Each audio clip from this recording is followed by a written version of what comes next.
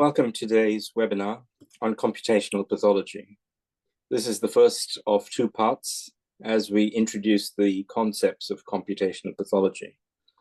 Our speaker today is Dr. Pierre Moulin, an eminent computational pathologist and key opinion leader in the field. Pierre graduated in medicine and trained in anatomic pathology in Belgium, specializing in renal pathology. He then joined the pharmaceutical industry, where he developed AI models. We were very fortunate to recruit him to Diagnostics earlier this year as our Chief Scientific Officer, where he is spearheading our foray into AI and computational pathology. Given the importance of computational pathology in the broader remit of pathology, I think it's really opportune that we have webinars on this to increase knowledge and spread information regarding computational pathology. So I welcome audience participation, and if you can put your questions in the Q&A box after Pierre finishes his webinar, we're happy to address them. So thank you once again, Pierre, for agreeing to do this webinar, and I'll hand it over to you. Thank you. Thank you very much, Ranjan, for this very kind introduction. When you and I spoke a little bit about the content of this webinar earlier, and you asked me several questions.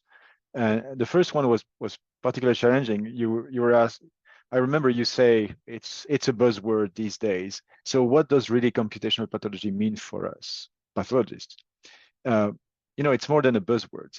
It's really the integration of the digital tools and the image analysis and AI into our field. It's about leveraging technology to complement what we already do, allowing us to analyze tissue with greater precision, consistency, bigger scale as well.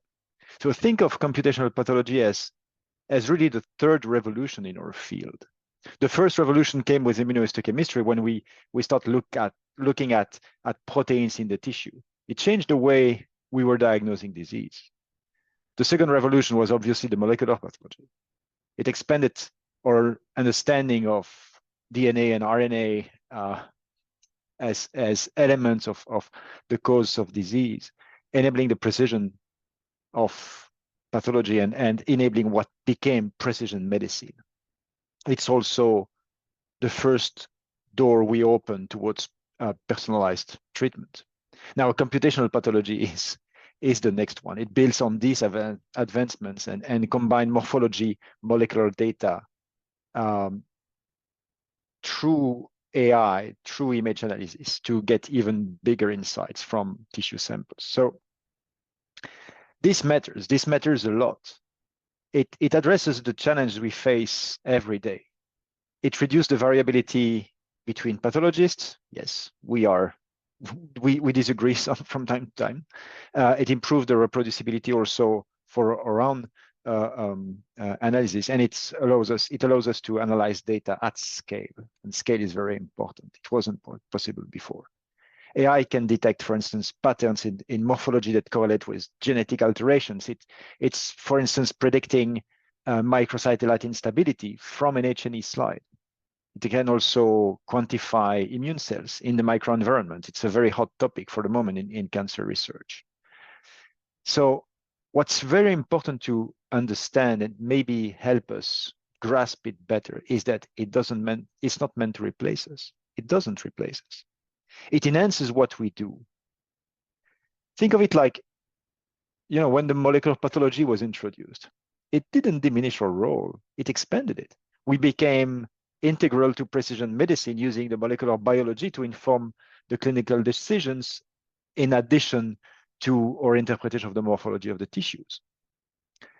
So, computational pathology is not of course I'm biased, but I think it's not a passing trend. It's a necessary evolution in how we practice pathology. And if we manage to integrate these tools, we are not only adapting to a changing landscape, we are also leading the path to modern medicine. So this is really the essence of it. Now, before talking about computational pathology, we need to talk about digital pathology. Digital pathology is the foundation because it transforms the way we work. We used to work with slides. Now we are working with the digital counterpart of the slide. So digital pathology converts the slides into high resolution images.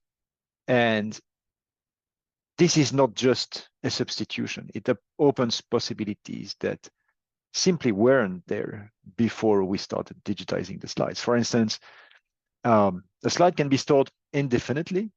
You would argue a digital slide can be stored indefinitely. You would argue glass slides as well, but we have a risk of damage and obviously fading of the staining.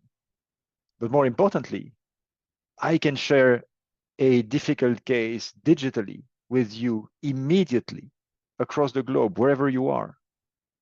And the other very important piece of that, it's that these digital slides can be analyzed by computers. Glass slides can't. And this analysis helps us quantify features or elements of the tissue, like the stroma versus tumor. It helps us quantify biomarker expression. And we can even go further in areas where the human eye is not good at. For instance, studying the spatial relationships between cells. We could do that manually though, but it would be so time consuming that probably nobody would undertake that without digitization. So this digital pathology, this digital transformation of pathology is not just about convenience. It's clear it's the gateway to the computational pathology. And no digitization, no computation. So of course, transitioning to digital pathology required adjustments. And there are several excellent work on the challenge of this transition. We know that the slides are big files. We need to store them in a robust manner. We need also to make sure that they are going, when we share them, they are going to the pathologist who's supposed to receive them and not to anyone else.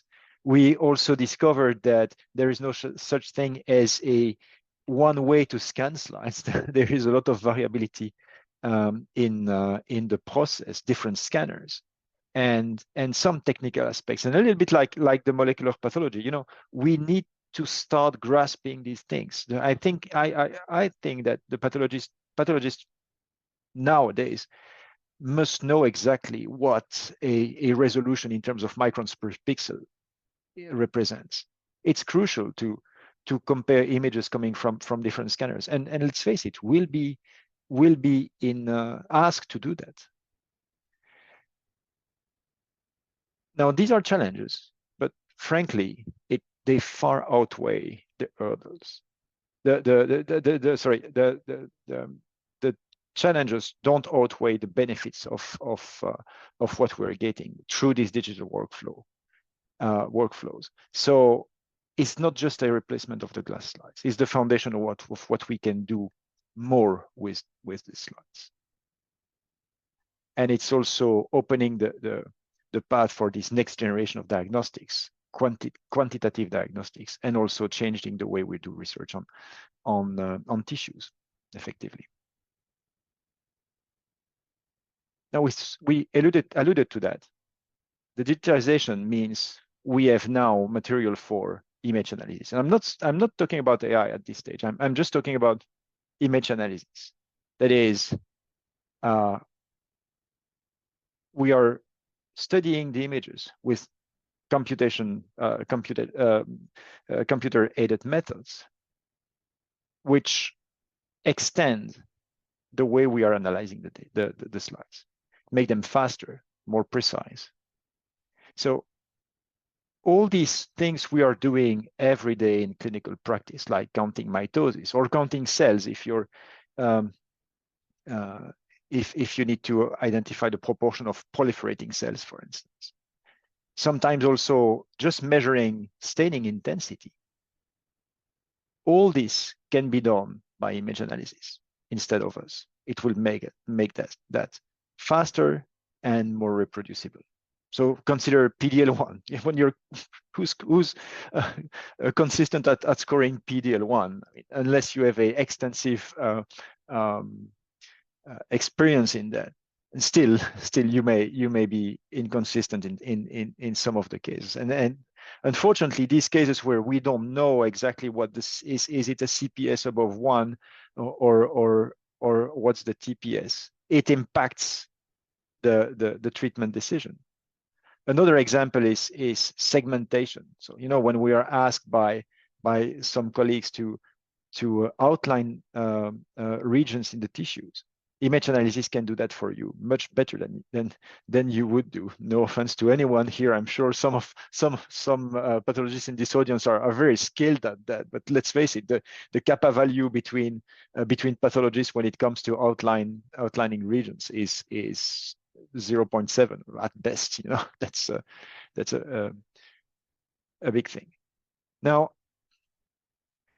we tend to, for many of us, we tend to stay away from image analysis because it takes specific computer programs. Sometimes we have the impression that we necessarily have to pay for expensive systems. But there are open source tools out there. They don't scale very much, but they are very practical, very accessible. Something like QPath, for instance. I would really encourage anyone on this call who wants to start playing with image analysis and especially on digital slides to try the tool. Now, all this offers a very nice perspective, but we still need to remember that we are dependent on the quality of the slides. So image analysis will not recover easily any staining artifact or in general poor slide quality. We know also that when the thickness is a bit too big, we see overlapping cells. And traditional image analysis doesn't deal very well with that, or heterogeneous pattern. If we cannot define a pattern, a tissue pattern correctly, think of a active ulcer or something like this. So all these situations are bringing a lot of challenge to the algorithm. So some of these algorithms that are purely image analysis, and that's where the expertise of the pathologist comes in. This is ours to validate and interpret the results, even if we are not doing the image analysis ourselves, and someone helps us doing that. We need to review the results, match the results with the slides, and that's our role. And this is where we remain central to this process. So again, as we said earlier, this is an illustration of the fact that these computer-based technologies don't really replace us. They more enhance what we are capable of providing.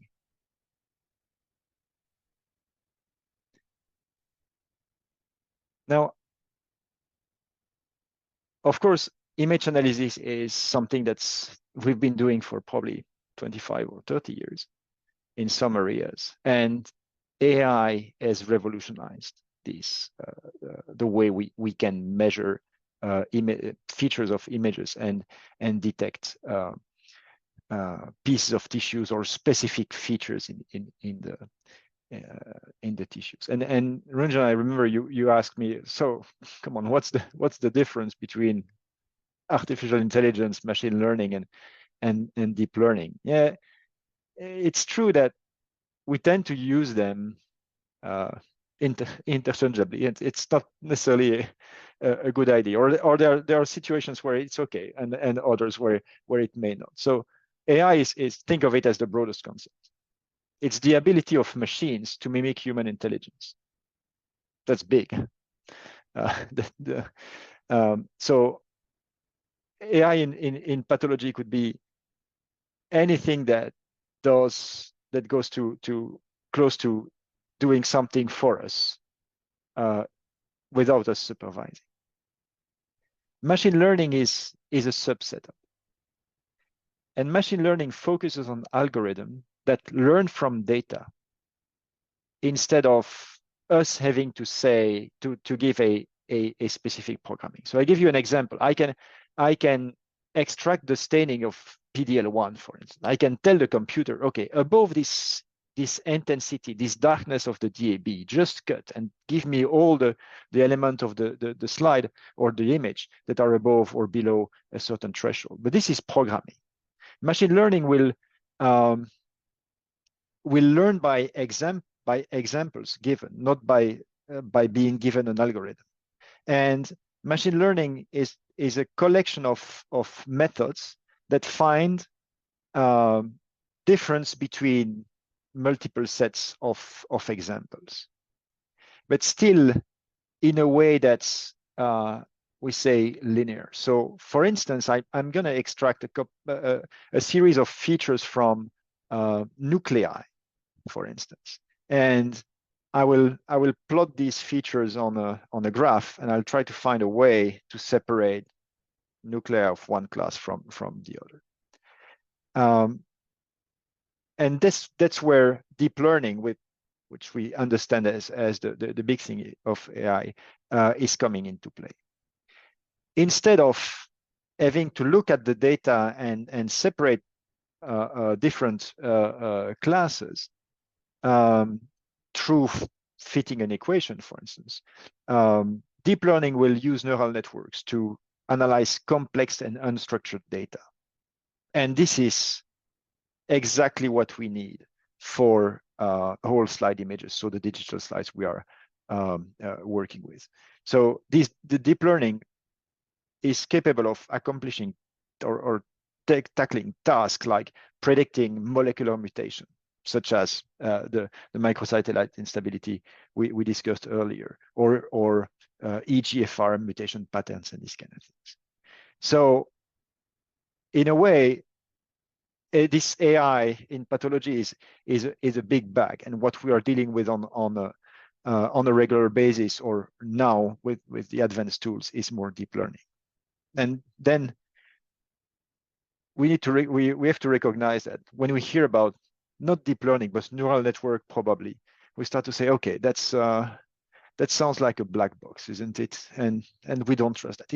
If I can show you a plot with points, and I'm telling you that the computer has found an equation that separates two classes, you can relate to that. You see the data, you see how I'm separating, or how the equation would separate two populations. But if I'm telling you that the model has 100 million parameters and you'll never be able to crack it open, you wonder, okay, that's a black box, and this is probably where our reluctance come from.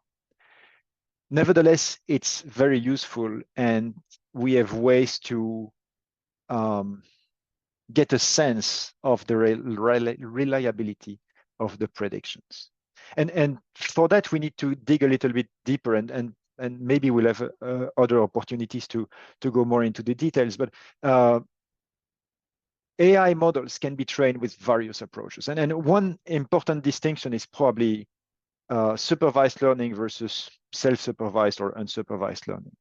When we're talking about supervised learning, it implies that pathologists provide labeled data sets, annotating tumor regions, marking mitotic figures, or classifying tissue types or cell types. And the model uses these examples to learn the patterns and make predictions on new slides. It achieves high accuracy because it's guided by the expert, but it requires a lot of labeled data. It's very time intensive to produce, and there's not so many pathologists to do the job. So the self-supervised learning is the alternative, or one alternative, where AI trains itself by identifying patterns and relationship in unlabeled data. So you're just sending slides, no marking, no additional information. So it might learn how structure vary across millions of slides without explicit annotations, and eventually find differences or representations that are useful. The good thing with self-supervised learning is that it scales very well to massive data sets, and it requires very minimal manual effort. but the price we pay is on the side of accuracy compared to the supervised models, and also on some kind of relevance. And the bigger the model, the darker the black box. So we need to find the right balance there. So nevertheless, AI can handle large amount of data and very complex data. We talked about the genetic mutation. We talked about also previously image analysis looking at quantifying immunohistochemical signal, but sometimes the immunohistochemical signal is difficult to really separate from the background, and AI is very good at that.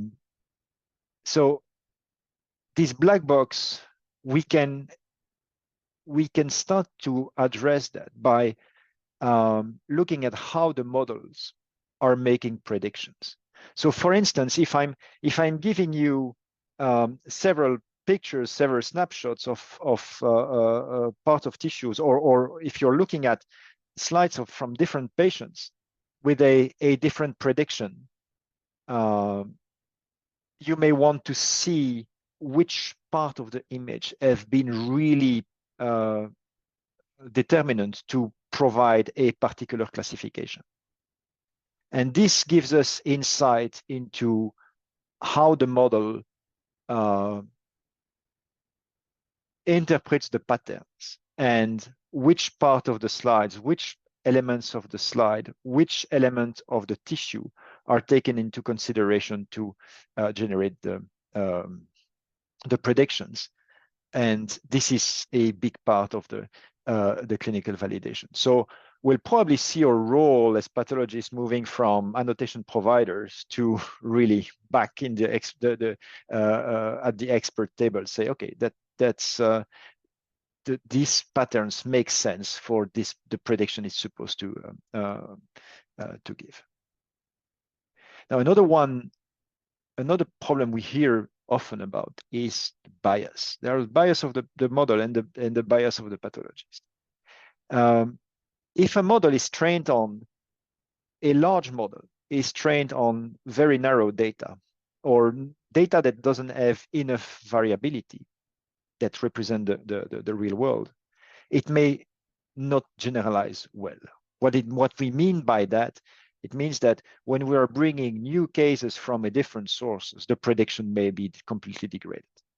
And here again, the pathologists have a immense role to play. We know that what is technical variation. We know what is artifact. We know what's the staining, what matters for a staining, what doesn't. And we have a role to play in identifying and providing mitigation strategies for this kind of bias. Another bias is if we think that AI will help us make diagnosis or interpret staining for cases where the result is ambiguous, we may over-rely on AI to help us when we've gained confidence. It's something that's been well documented in the radiodiagnostic field, and we'll probably see in pathology very soon. So in other words, validation is key to ensure that these AI tools are clinically reliable. And before we deploy any AI solution, we need to test it thoroughly. We as pathologists have a critical role to play there, and the regulatory agencies, those who will approve these tools for diagnosis, probably turn to us to establish very stringent validation protocol. So again, we don't see AI replacing us anytime soon, but more really augment what we do. If we can automate routine tasks, free us to focus on complex cases, or just focus on these ambiguous diagnoses, or the patients that are not easy to classify, to put in one category or the other, we are probably making a good use of it to help us bring medicine to the next level. So, as already said, the pathologists are critical there, and we can't. Well, in a way, we can't go back. AI is there, and we like it or not, it will take more prominence. It will insert itself in our daily routine, but we still have an immense role to play, and it's probably, there's probably mutual benefit there.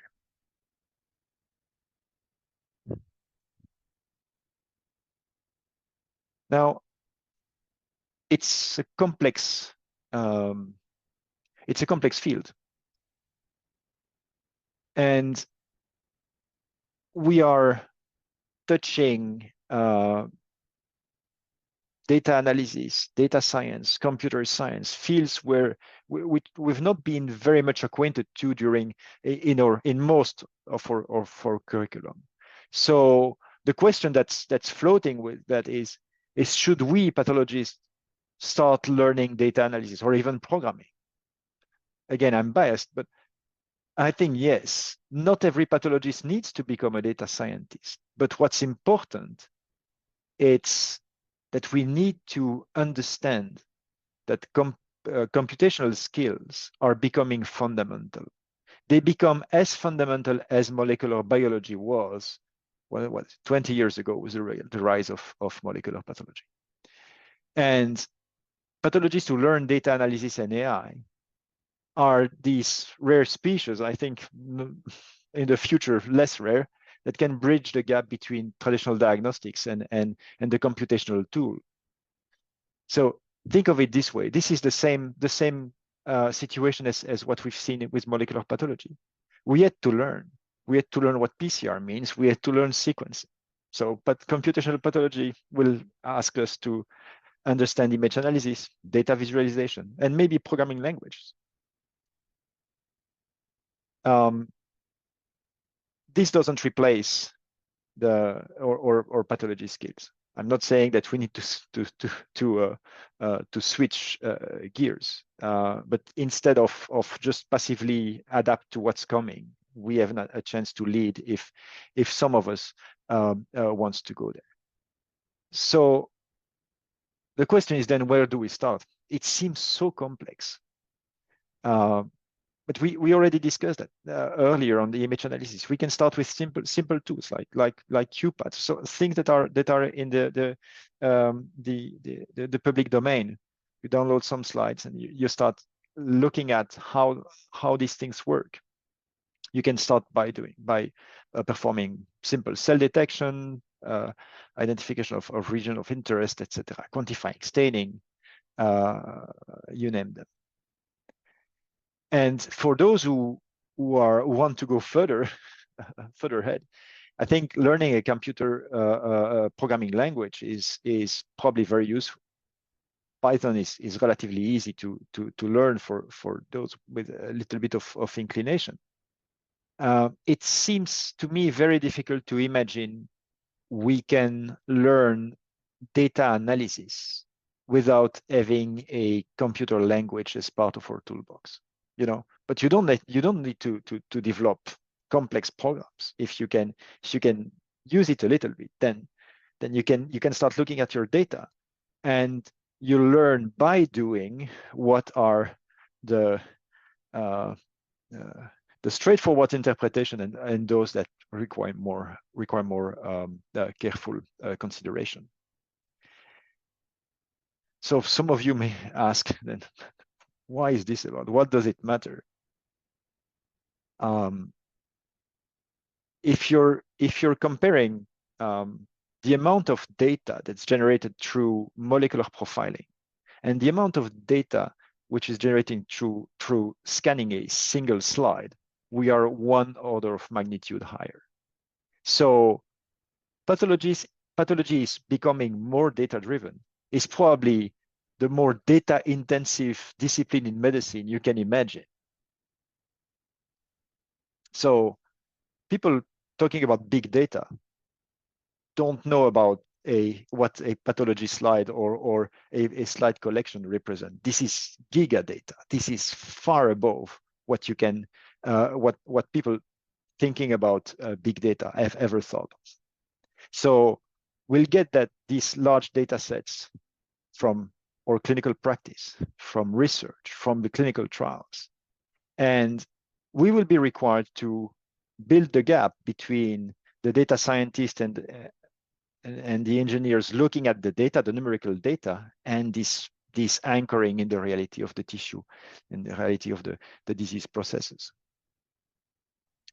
So as, again, similarly to molecular pathology, we have to think of residents and young pathologists. For this generation, it's very important. Learning data analysis is an investment in your future. Developing computational skills will set you apart and probably put you in a leadership position or leadership role for the promotion and development of digital and computational pathology. You'll become indispensable collaborators in this complex field. But again, it's not about abandoning what we do well now. I think a computational pathologist is first a pathologist. You need to be able to be proficient at reading your slides and reporting your diagnosis. Otherwise, we are losing we are missing the point here. So we need this. I think it's clear enough. I'm convinced that we need these pathologists who speak the other language and meet halfway. Definitely, the computational pathology, the future of pathology is computational, and embracing it is not just about staying relevant. It's also about shaping the profession. So obviously, we need to talk about training programs and what would it look like for us to ensure that residents and or younger colleagues are prepared for the computational pathology. And so there are several steps. Obviously, it's a long way. We probably need to make sure that most master and understand correctly the several aspects of digital pathology, the structure of the image, files, and these kind of things. Image analysis, I would not jump ahead to AI straight away. We need to get image analysis and understanding the characteristics of the image, what we can quantify, what we can't, how we quantify things, how we segment objects, etc. That's probably the second part, and then we can jump onto AI. So this gives you a little bit of a possible skeleton for a training program. But at the end of the day, you learn by doing, and you learn by working with others on your own data. There's so much you can learn by getting Coursera training in Python or data analysis, etc. At the end of the day, take your data set, take your case series you're interested in, and jump in the water. Make sure that you have someone next to you to help you and guide you. And this is probably the essence of a fellowship program in computational pathology. We didn't learn pathology from the books, although Rosa was next to us for many years. We learned by the people we have looked at slides with. So that's the essence of this. I think the computational pathology group should not be a niche. It's something that's in a very near future, much faster than you think, will be essential, and we need to take it.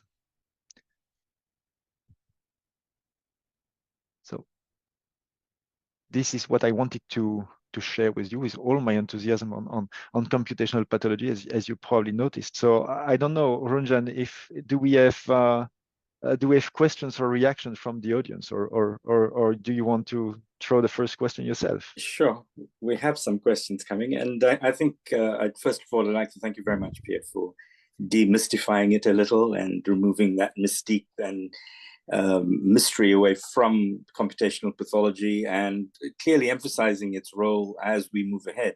And I've always said that as pathologists, we need to redefine our roles and keep abreast of the revolutions that refine pathology. And certainly we need to regard ourselves more as informaticians and lending more information to clinical outcomes and diagnostics as best as possible.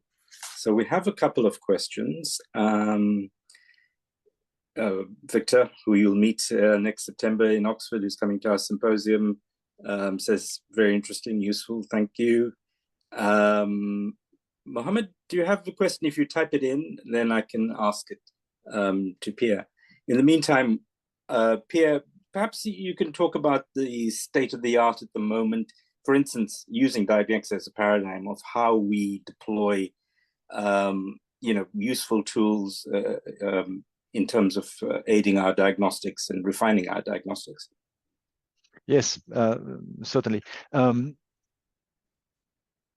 When in our clinical practice at Diagnexia, we are using AI to help us ensure the quality of the diagnosis.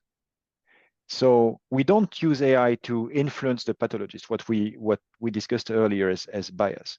But every slide in a particular domain is reviewed by a model, and this model matches the diagnosis with its internal representations. And if we find that something is a bit unusual, then we trigger a review by one of our pathologists, most often you, Ranjan.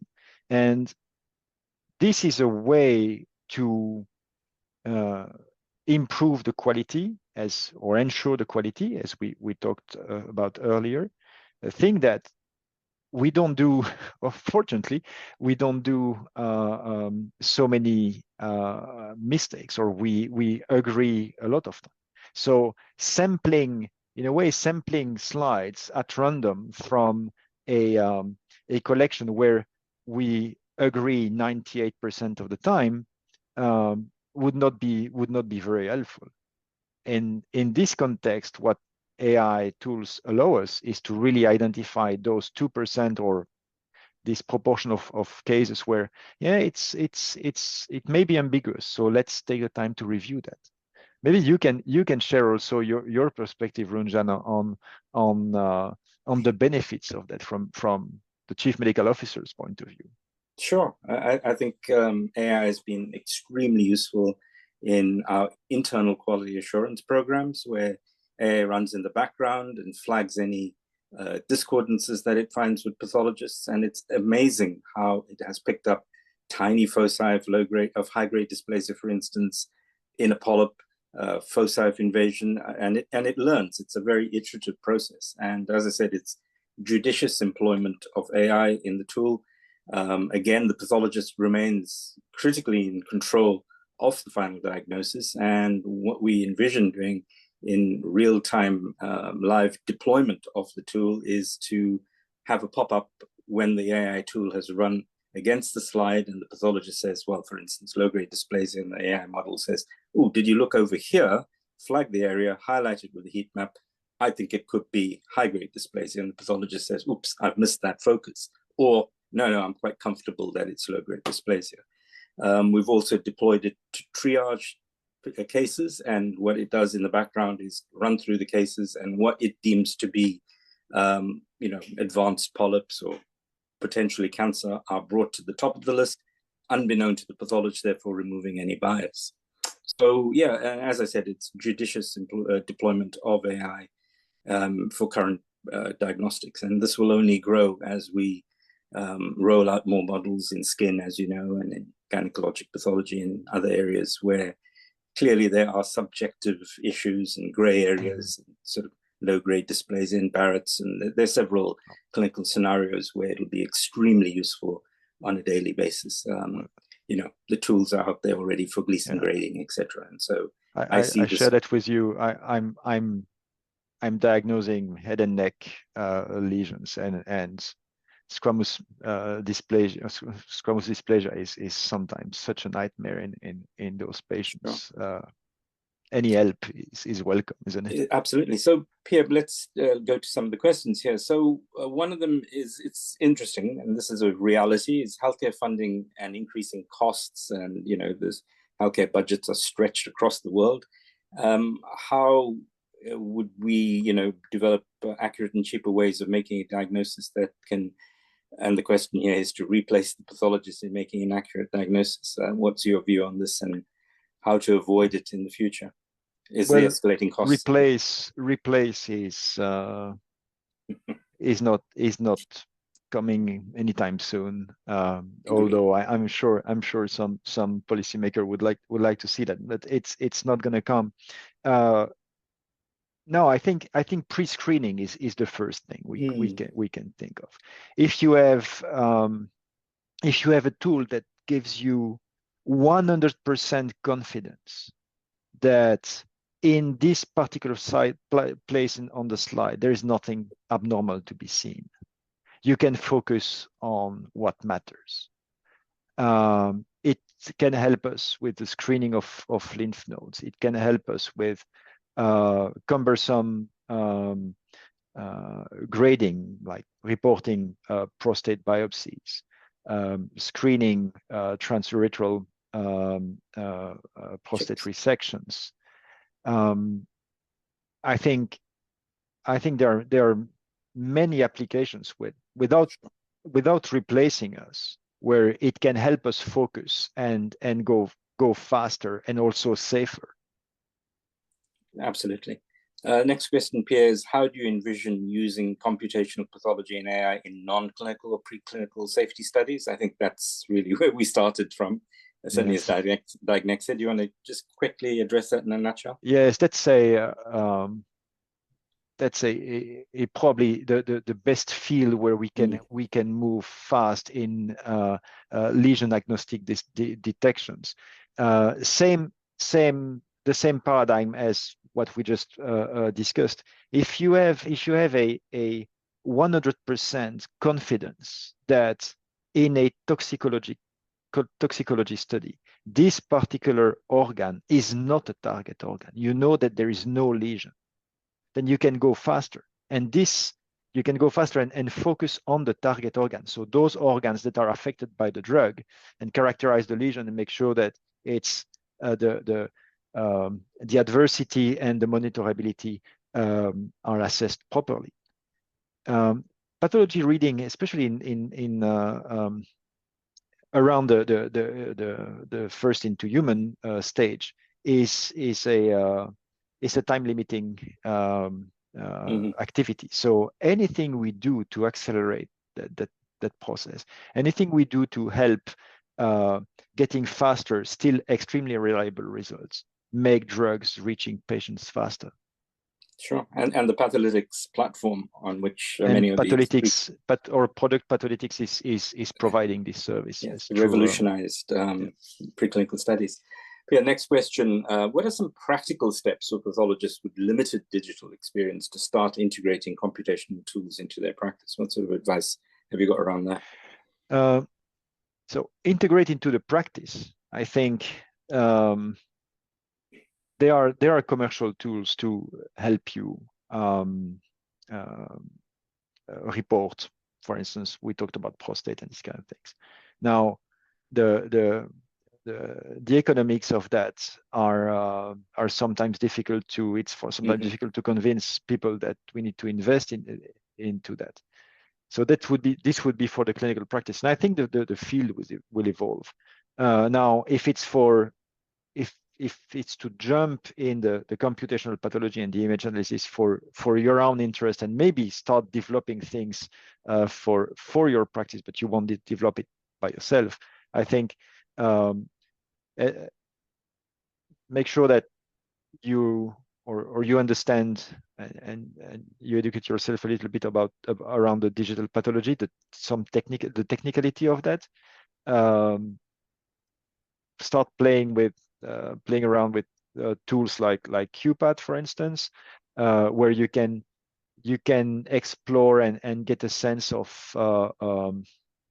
how one can analyze the content of an image and go step by step. Okay. Mike DeWall wants to know what would be the best resource to learn more about this side of pathology from for a complete novice, trying to learn to stay ahead of the curve, as he also sees it as the future. What would you recommend for people to read, or what sort of resources to dip into to stay abreast of what's current? Well, I have to say there is unfortunately not much structured at this stage. I think it's the current offering, for instance, websites or blogs, etc., are really geared towards engineers or people who have already a good sense of data analysis or image analysis. There are some introductory courses to image analysis. Coursera, you'll find that. But what the very aspect of histology or pathology image analysis and the relevant details for pathologists is still to be written. Sure. So clearly there's a niche in the market for educational resources, and something I've been trying to cajole you into doing is a course in computational pathology for pathologists and trainees to fill that void.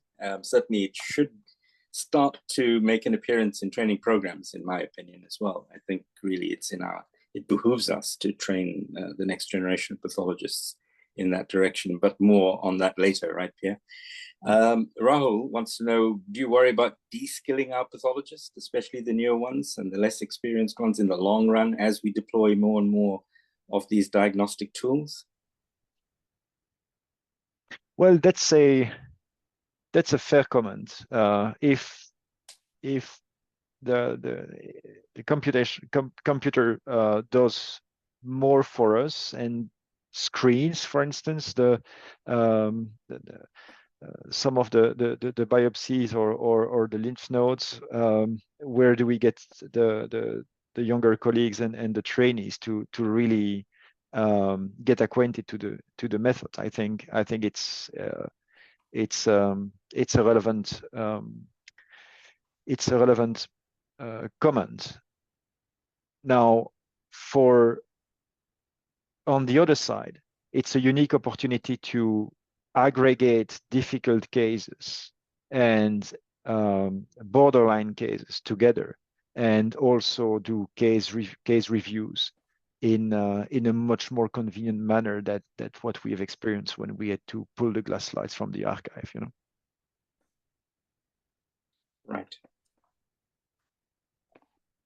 Okay. Next question is, what are the latest advancements in cytopathology, particularly in the areas of digital pathology and AI? And how are these innovations impacting diagnostic accuracy and workflow efficiency? Sorry, excuse me, in cytopathology, there's been a resistance amongst our cytopathology colleagues to utilize digital images anyway. Yes, well, there is probably, so first of all, I think cytopathology, so screening of smears, has been on the table for 30 years. I remember 1995 conferences about quantitative cytology. They were the first attempt to provide a pap smear screening with a computer, and some devices are available for that. Now, in general, for when we're talking about not screening but diagnostic cytopathology, fine needle aspiration, etc. the major limitation to me is that most scanners don't offer a Z-stack. So we probably find our way in most of the case, the histopathology cases with a single focal plane. But for cytology, we like to go deeper and in between the cells, and this option is offered only by a subset of scanners. Moreover, the files generated by these scanners for the Zs, including the Z-stack, are enormous. They are 5 times, 3 to 5 times bigger than those that we are using for histopathology. Also, the magnification. We probably work in most histopathology scanners with a maximum magnification that is probably just limited for fine-grained chromatin analysis, especially in hematopathology. I think. Well, this is what I'm hearing from my colleagues doing hematopathology, I would say. Sure. I think hempath certainly is within reach. Cytopathology perhaps is a ways off, given the as you alluded to, the generation of large images, etc. I think with the thin preps, we've already made a huge improvement compared to the cytotechnique of 30 years ago. But there's probably a little bit of progress there, along with progress with the scanners, and find something that's optimal. Yeah.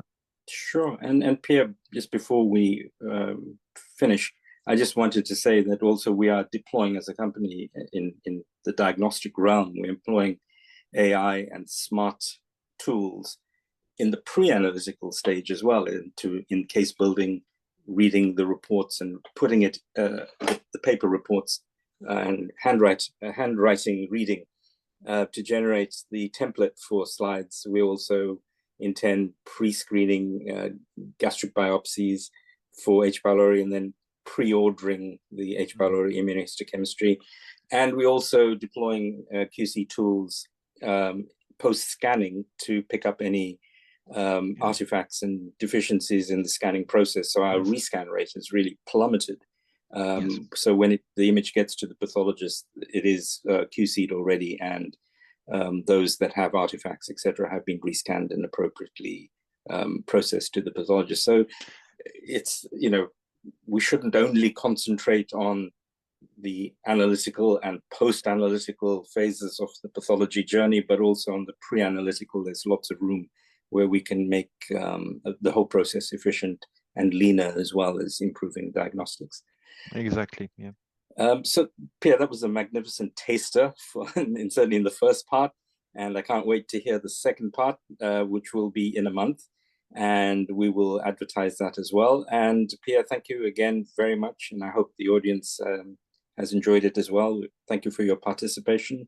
And we look forward to the next time. Thank you, Pierre. Thank you very much. Audience as well.